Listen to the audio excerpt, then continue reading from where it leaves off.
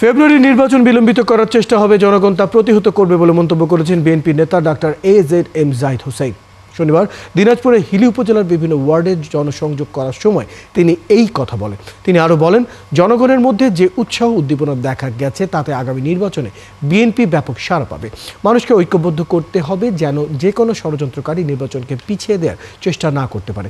এ সময় উপস্থিত ছিলেন উপজেলা বিএনপির সভাপতি ফেরদৌস রহমান, সাধারণ সম্পাদক শাখাওয়াত হোসেন শিল্পী, যুগ্ম সাধারণ সম্পাদক রেজা আহমেদ বিপুল, পৌর বিএনপির ভারপ্রাপ্ত সভাপতি ফরিদ খান, সাধারণ সম্পাদক নাজমুল হক সহ দলের নেতারা।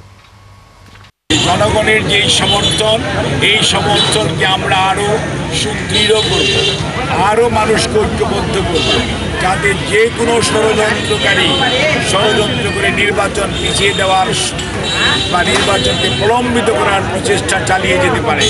কিন্তু আমরা মানুষের মাঝে যে উচ্ছ্বাস এবং উদ্দীপনা দেখছি, তাতে ব্যর্থহীন ভাষায় বলতে চাই, আজকে যে জাতীয় ঐক্য হয়েছে ফেব্রুয়ারি নির্বাচনের জন্য, সেই নির্বাচন ইনশাল্লাহ কেউ প্রলম্বিত করতে পারবে না।